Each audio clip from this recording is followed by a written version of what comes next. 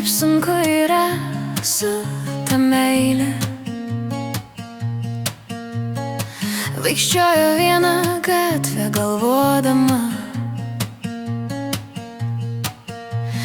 Dieve, kaip sunku yra su ta meile.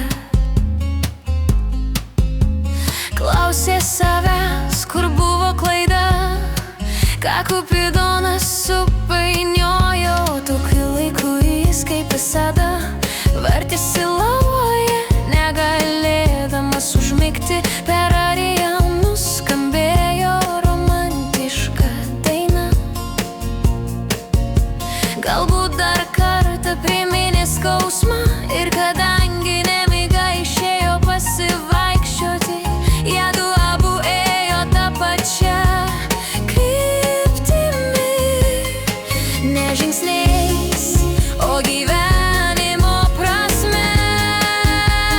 Jis pažvelgė į ją, ji atsiduso ir atrodė, kad pati visata juos stūmė į vienas kito glėbį.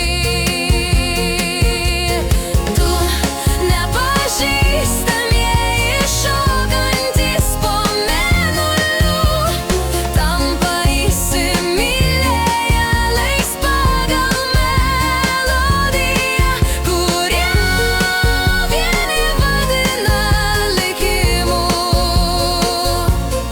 o kiti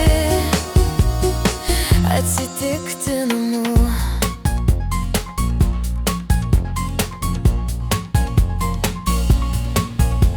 Pašnibždomis paklausė jos: meile, kur tu buvai visą to laiką, kol aš tavęs ieškojau?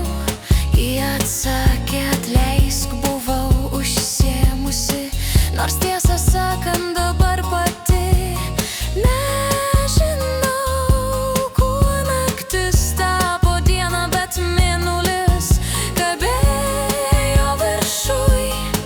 Jis pasiliko kartu, atsirėmęs į saulės petį. Šviesk jiems visą dieną, tarė mėnulis, o kai vėl ateis naktis, aš palaiminsiu jų meilę.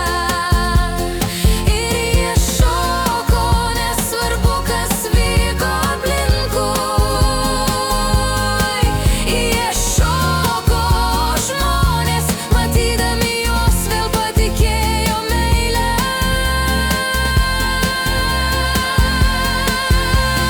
Du nepažįstamieji šokantys po mėnuliu tapę įsimylėję, leis pagal melodiją, kurią vieni vadina likimu, o kiti atsitiktinumu. Dieve, kaip sunku yra su ta meile.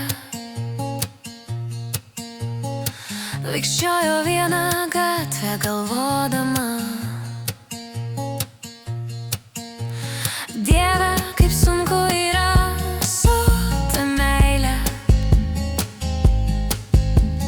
Klausė savęs, kur buvo klaida. Du nepažįstamieji šokantys po mėnuliu tapę įsimylėję, leis pagal melodiją, kurią vieni vadina likimu, o kiti atsitiktinumu.